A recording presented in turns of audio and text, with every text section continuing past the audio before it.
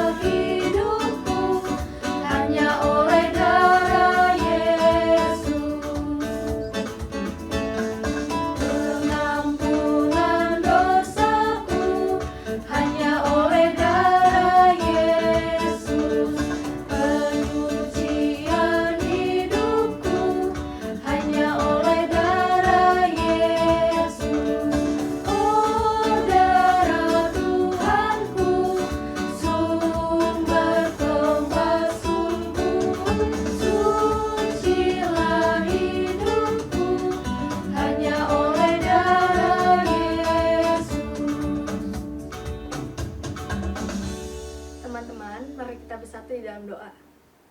Tuhan, terima kasih atas penyertaan-Mu hingga saat ini. Sekarang kami mau memulai ibadah kami pada hari ini. Tuhan pimpin kami dari awal hingga akhir. Terima kasih Tuhan Yesus, kami berdoa. Amin. Sesudah dosa kita diampuni, hidup kita harus dipenuhi dengan kasih. Mari kita menerapkan kasih itu di dalam diri kita dan tetap bersyukur padanya. Kita nyanyikan pujian Ku Masuki Gerbangnya dengan hati bersyukur.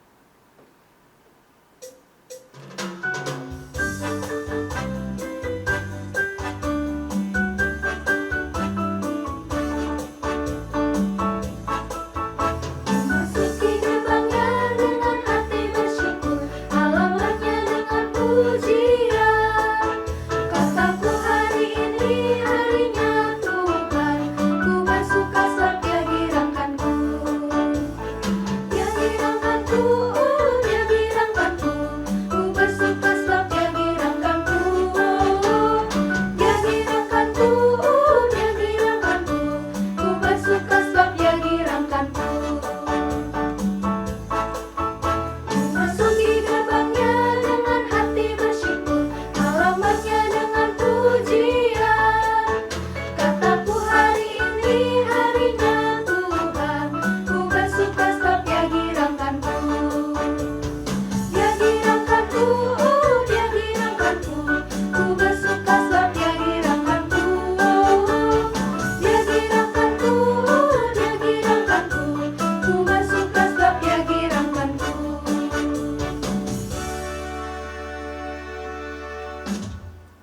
bersyukur Tuhan Yesus sangat baik dengan kita. Tuhan rindu kita menjadi saksi-saksinya. Tapi apakah kita sudah menaati? Saat ini kita masuk dalam pengakuan dosa. Sebelumnya kita naikkan pujian Selidiki Aku.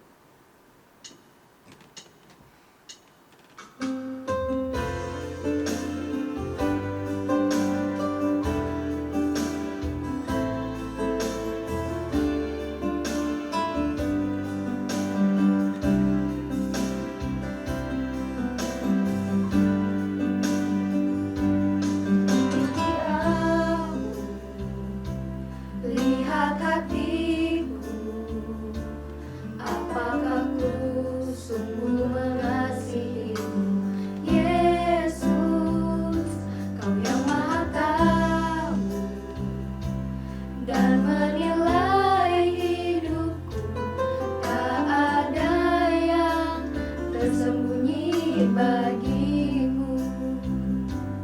Aku lihat kebaikanmu yang tak pernah habis di hidupku.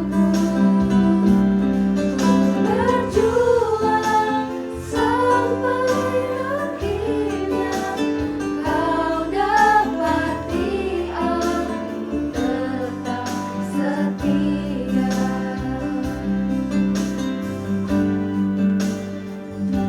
Selidiki aku, lihat hatiku, apakah ku sungguh mengasihimu, Yesus, Kau yang Maha Tahu dan menilai hidupku, tak ada yang tersembunyi bagimu. Telah kulihat kebaikanmu yang tak pernah habis di hidupku. Ku berjuang sampai akhirnya Kau dapati aku tetap setia. Teman-teman, mari kita bersatu di dalam doa. Tuhan Yesus, terima kasih ya Tuhan untuk kesempatan-Mu. Tuhan, ampunilah kesalahan dosa kami jika kami sudah menyakiti hati Engkau, baik itu sengaja maupun tidak disengaja ya Tuhan, baik itu dalam perbuatan, pikiran maupun perkataan kami. Sucikanlah hati dan pikiran kami ya Tuhan, dan juga biarlah kedepannya kami tidak mengulangi kesalahan kami lagi. Dalam nama Tuhan Yesus kami berdoa, amin. Shalom teman-teman kami dari KB TK Kristen Ketapang 1. Kami mau persembahkan pujian nari buat Tuhan. Terima kasih, Tuhan Yesus memberkati.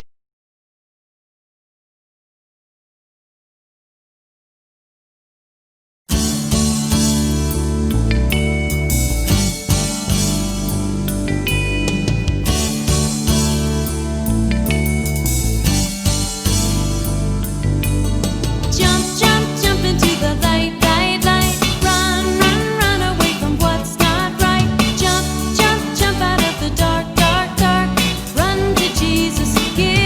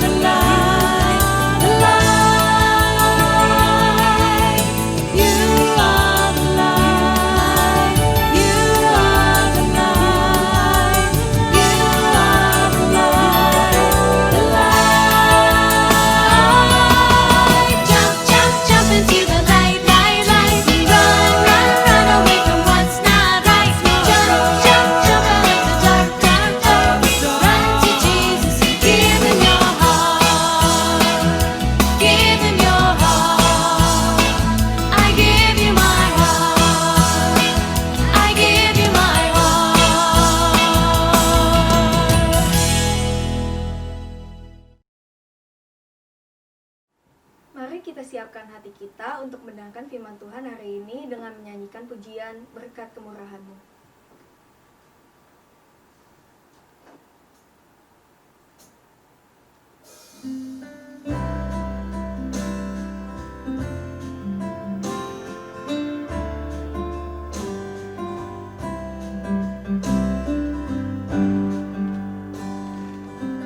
Hiasi kehidupanku dengan kemurahan-Mu. Kau rancangkan masa depanku penuh dengan harapan. Aku ada saat ini, semuanya karena kasih-Mu. Aku hidup hari ini, semua berkat kemurahan-Mu. Terima kasih, Yesus, Engkau sangat baik, teramat baik bagiku. Kau hiasi kehidupanku dengan kemurahan-Mu. Kau rancangkan masa depanku penuh dengan harapan. Aku ada saat ini, semuanya karena kasih-Mu. Aku hidup hari ini, semua berkat kemurahan-Mu. Terima kasih, Yesus, Engkau sangat baik, teramat baik bagiku.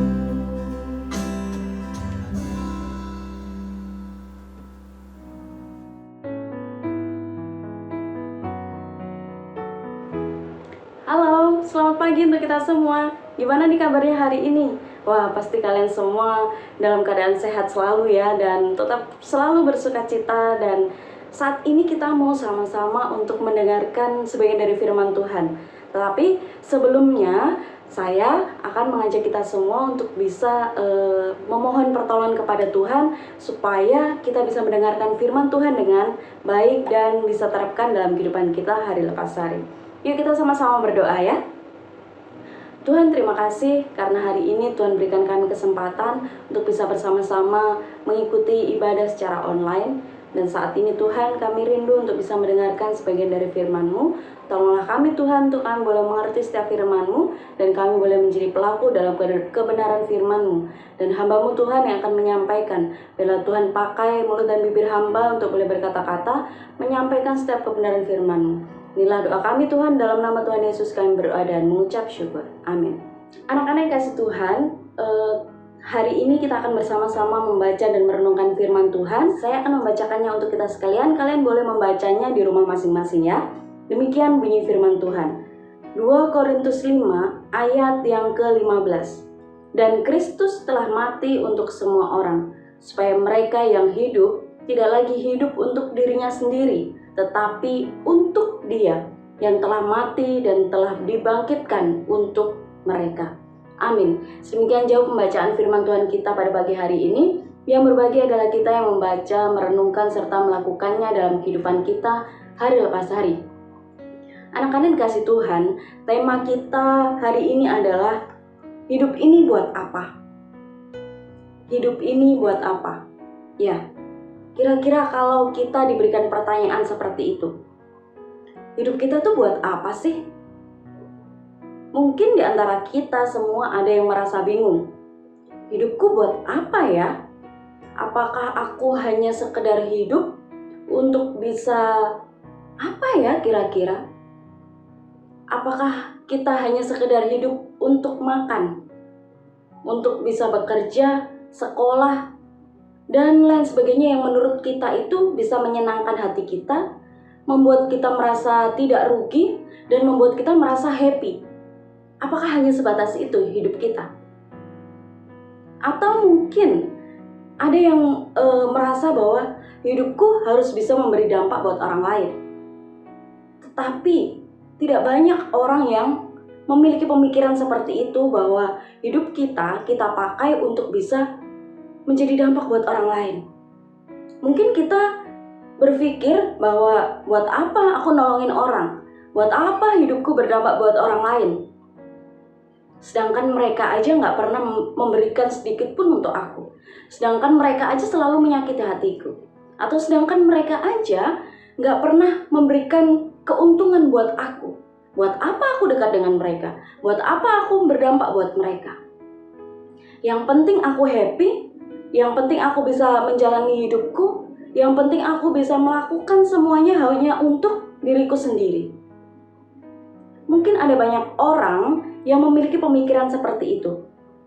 Makanya nggak heran kalau zaman sekarang ini disebut sebagai me generation. Artinya apa sih me generation? Ya, generasi untuk hidupku sendiri gitu. Generasiku, aku melakukannya untuk diriku sendiri, bukan untuk orang lain. Bahkan ibaratnya kalau kita melihat orang jungkir balik pun di depan kita gitu, sebisa mungkin kita nggak peduli, kita cuek, dan kita menganggap bahwa tidak terjadi apapun di depan kita. Kebanyakan orang memiliki konsep pemikiran yang seperti itu. Kita acuh tak acuh, kita nggak pernah peduli dengan orang lain, kita hanya mementingkan diri kita sendiri. Lalu, apakah memang sebenarnya hidup kita itu hanya untuk diri kita? Apakah kita tidak memiliki tujuan di dalam hidup kita? Apakah kita lupa? Siapa sih yang menciptakan kita? Siapa sih yang membuat kita ada di dunia ini? Siapa sih yang mengizinkan kita untuk bisa bernafas? Yang mengizinkan kita untuk bisa melakukan banyak hal? Siapa? Ya, ada Tuhan. Kita lupa kalau sebenarnya Tuhan yang memberikan kita kesempatan untuk kita hidup. Terus, ngapain kita mementingkan diri kita sendiri? Kenapa kita bingung? Hidup kita buat apa ya? Harusnya kita tahu dong, hidup kita buat Tuhan. Seperti ayat yang tadi kita baca bersama-sama. Dan Kristus telah mati untuk semua orang, supaya mereka yang hidup tidak lagi hidup untuk dirinya sendiri, tetapi untuk Dia yang telah mati dan telah dibangkitkan untuk mereka. Rasul Paulus mengingatkan kepada kita semua bahwa Yesus telah mati di kayu salib. Buat siapa? Buat kita, buat saya, buat kalian, buat semua orang. Bagi orang yang percaya, dia akan menerima keselamatan kekal. Bagi orang yang percaya, dia akan merasakan bahwa Tuhan Yesus sungguh-sungguh hadir, menebus segala dosa-dosanya, dan memberikan kita jaminan kehidupan kekal, kerajaan surga yang sangat kita nanti-nantikan. Lalu, apakah masih ada alasan untuk kita tidak menyerahkan hidup kita kepada Tuhan? Kita loh yang berdosa, kita loh yang melakukan banyak pelanggaran, kita loh yang melakukan banyak kesalahan. Tetapi siapa yang menanggungnya? Tuhan Yesus. Dia menyerahkan dirinya, dia mengorbankan dirinya untuk kita. Seharusnya tidak ada alasan bagi kita untuk bingung, hidupku buat apa ya? Ketika kamu mendengar pertanyaan, hidupku buat apa? Kita spontan bisa menjawab, aku hidup untuk Tuhan. Ya, aku hidup untuk Tuhan. Apapun yang kamu lakukan, harusnya kamu bisa lakukan buat Tuhan. Mungkin kita merasa, gimana caranya aku bisa menyerahkan hidupku sama Tuhan? Sedangkan aku masih banyak melakukan kesalahan, aku masih banyak melakukan dosa, aku masih banyak melakukan pelanggaran. Ya, memang, tapi bukan berarti nggak bisa dong. Kalau sekarang nih, kita mungkin melakukan pelanggaran dalam sehari itu 5 kali. Nah, ketika kita sudah disadarkan nih hari ini, mungkin besok bisa berkurang jadi 4 kali, lusa jadi 3 kali, dan sampai seterusnya kita berusaha diingatkan untuk tidak melakukan dosa. Walaupun memang sulit, tetapi bukan berarti tidak bisa. Kita sama-sama belajar. Dan kita tahu kalau kita mengandalkan diri kita sendiri, nggak akan bisa. Jadi gimana caranya supaya kita bisa? Kita mengandalkan Tuhan. Tuhan, tolong aku, supaya aku bisa menyerahkan hidupku kepadamu melalui banyak hal. Melalui perkataanku, melalui perbuatanku, dan mungkin melalui orang lain yang bisa dijadikan sarana untuk kita bisa menyerahkan hidup kita kepada Tuhan. Matius 25 ayat 40 berkata, "Aku berkata kepadamu, sesungguhnya segala sesuatu yang kamu lakukan untuk salah seorang dari saudaraku yang paling hina ini, kamu telah melakukannya untuk aku." Jadi firman Tuhan ini mengatakan, kalau kita bisa melakukan segala sesuatu untuk orang lain, untuk sesama kita, berarti kita sudah melakukannya untuk Tuhan. Contohnya, ketika kamu memberi, ketika kamu mengasihi orang di sekeliling kamu, berarti kamu juga sudah melakukannya untuk Tuhan. Kamu sudah mengasihi Tuhan. Begitu juga dengan sebaliknya. Ketika kamu membenci orang lain, ketika kamu mengucilkan dia, ketika kamu membuli dia, kamu mengasingkan dia, itu berarti kamu juga sudah melakukannya untuk Tuhan. Padahal tadi kita sudah bahas ya, tidak ada alasan untuk kita itu bisa jauh daripada Tuhan. Tidak ada alasan untuk kita itu meninggalkan Tuhan. Karena kalau kita lihat pengorbanan Tuhan luar biasa terhadap kehidupan kita. Lalu bagaimana supaya hidup kita itu sepenuhnya kita berikan kepada Tuhan? Jadi mari kita sama-sama bisa berdampak bagi orang lain. Kita bisa melakukan apapun yang Tuhan mau dalam kehidupan kita. Kalau kita sebagai orang percaya, sebagai orang Kristen, tidak bisa menerapkan kasih itu dalam diri kita, lalu bagaimana perasaan Tuhan? Tuhan sudah memberikan nyawanya untuk kita, tetapi kita tidak bisa mengemban tugas yang Tuhan berikan kepada kita. Jadi kita sebagai orang Kristen, kita harus belajar untuk bisa menerapkan kasih itu, untuk kita bisa berdampak bagi orang lain, untuk kita bisa menjadi terang dan garam bagi mereka semua, supaya nama Tuhan tetap dipermuliakan. Karena ketika kita bisa berdampak bagi mereka, itu sama saja kita sudah melakukannya untuk Tuhan. Apalagi di masa-masa pandemi saat ini. Siapa sih yang gak butuh pertolongan? Saya butuh pertolongan, kalian juga butuh pertolongan, dan masih banyak orang di luar sana yang sangat membutuhkan pertolongan. Mungkin mereka semua sedang mengalami keterpurukan. Keluarga mereka mungkin sedang mengalami masalah.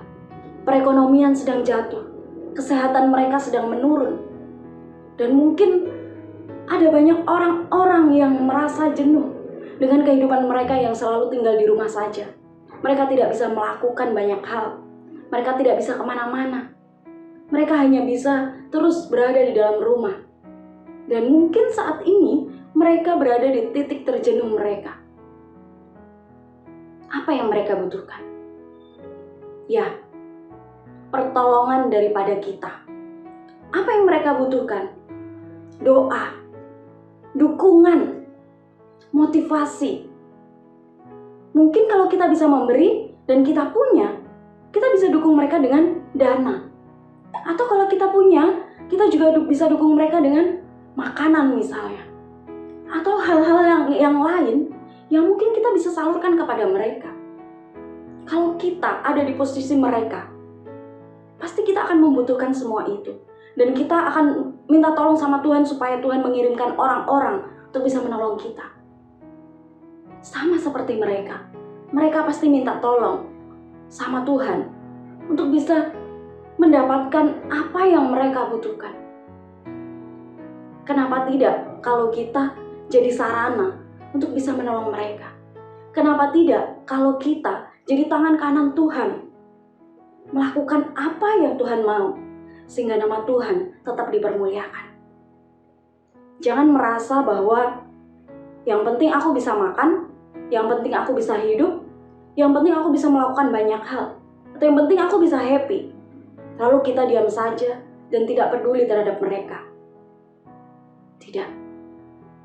Orang percaya, orang Kristen tidak memiliki pemikiran seperti itu. Tetapi kita sebagai orang percaya, orang Kristen, kita memiliki kepekaan, kita memiliki rasa empati, kita memiliki kepedulian terhadap sesama kita. Karena kita tahu ketika kita melakukannya untuk mereka, kita sudah melakukannya untuk Tuhan. Ketika mereka merasa senang, mereka merasa terberkati dengan kehadiran kita, pasti nama Tuhan dipermuliakan. Dan semakin banyak orang boleh mengenal Tuhan melalui pribadi kita, melalui perbuatan kita, melalui kepedulian kita terhadap sesama kita. Mulai hari ini, kita sama-sama diingatkan untuk kita bisa belajar untuk memulai kepedulian kita terhadap orang-orang di sekeliling kita. Dan melalui renungan hari ini, kita sama-sama untuk memperbaiki hidup kita, supaya hidup kita boleh menjadi terang dan garam bagi banyak orang. Jangan biarkan iblis menguasai hati kita, sehingga membuat kita merasa hidup untuk diri kita sendiri. Tetapi bukalah hatimu, supaya Tuhan boleh masuk dalam hatimu, dan memampukan kita semua untuk bisa melakukan yang Tuhan mau, dan menjadi terang bagi banyak orang. Amin. Mari kita berdoa. Terima kasih ya Tuhan untuk firman Tuhan kami hari ini. Firman Tuhan yang terus mengajari kami untuk kami bisa menjadi terang dan garam bagi banyak orang. Biarlah hidup kami Tuhan boleh senantiasa kami serahkan hanya kepada Tuhan saja. Dan ajari kami Tuhan untuk kami boleh memiliki kepekaan, sehingga kami boleh peduli terhadap orang-orang sekeliling kami. Karena kami tahu ketika kami peduli terhadap mereka, ketika kami melakukannya bagi mereka, itu sama saja kami sudah melakukannya buat Engkau. Terima kasih ya Bapa. Kami menyerahkan setiap anak-anak Tuhan ke dalam tangan. Biarlah kami semua Tuhan boleh menjadi anak-anak Tuhan yang taat dan setia kepada Tuhan. Dan kami boleh menjadi contoh bagi orang-orang sekeliling kami. Dan hidup kami, sungguh kami kembalikan hanya kepada Engkau saja. Hanya di dalam nama Tuhan Yesus kami berdoa dan mengucap syukur. Amin. Inilah firman Tuhan yang boleh kita dengar bersama-sama. Semoga kita semua bisa menerapkannya dalam kehidupan kita. Dan kita bisa menjadi pelaku dalam firman Tuhan. Tuhan Yesus memberkati kita semua.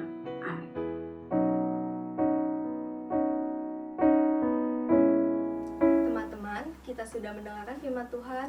Mari semua bangkit berdiri, angkat tangan kanan kalian, lalu taruh di dada. Bersama dengan gereja di segala abad dan tempat, kita mengucapkan pengakuan iman percaya kita sesuai dengan pengakuan iman rasuli. Aku percaya kepada Allah, Bapa yang Maha Kuasa, Khalik langit dan bumi, dan kepada Yesus Kristus, anaknya yang tunggal Tuhan kita, yang dikandung dari Roh Kudus, lahir dari anak darah Maria, yang menderita di bawah pemerintahan Pontius Pilatus, disalibkan, mati dan dikuburkan, turun ke dalam kerajaan maut, pada hari yang ketiga, bangkit pula dari antara orang mati, naik ke surga, duduk di sebelah kanan Allah, Bapa yang Maha Kuasa, dan akan datang dari sana untuk menghakimi orang yang hidup dan yang mati.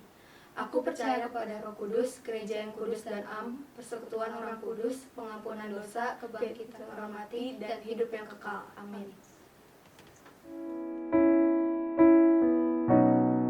Sekarang kita mengumpulkan persembahan sebagai tanda ucapan syukur kita kepada Tuhan. Seperti minggu sebelumnya, kalian bisa mengumpulkan persembahan dengan ditransfer melalui rekening di bawah ini. Tentunya minta tolong papa dan mama kalian ya. Atau dikumpulkan di amplop minggu lalu. Nanti ketika kita sudah bisa kembali ke gereja, kalian bisa menyerahkannya ke guru sekolah minggu masing-masing untuk diserahkan ke gereja. Sambil mengumpulkan persembahan, mari kita menyanyikan pujian Ku Bersyukur Bapa.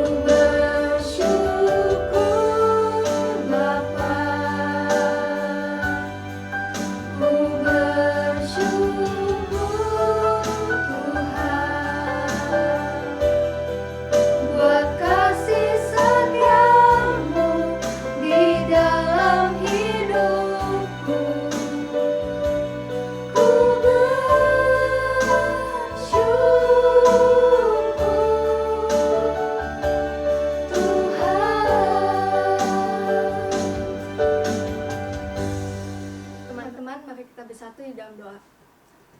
Tuhan, terima kasih atas penyertaan-Mu dari awal hingga saat ini. Sekarang kami sudah mengumpulkan persembahan kami, biarlah persembahan kami dapat dipakai untuk memperluas kerajaan-Mu ya Tuhan. Dan Tuhan, kami ingin berdoa untuk Indonesia kami, biarlah vaksin-vaksin yang terus diuji dapat menjadi sarana untuk pemulihan Indonesia kami ya Tuhan. Dan juga kami berdoa untuk gereja-gereja yang Tuhan pakai untuk penyebaran firman-Mu. Terima kasih Tuhan Yesus, kami sudah berdoa. Amin. Bapa, terima kasih. Bapa, terima kasih. Bapa di dalam surga, puji terima kasih. Amin. Saat teduh dimulai. Saat teduh selesai. Selamat hari Minggu semuanya. Stay home, Stay safe, stay healthy. Semangat. Tuhan Yesus memberkati. Dadah.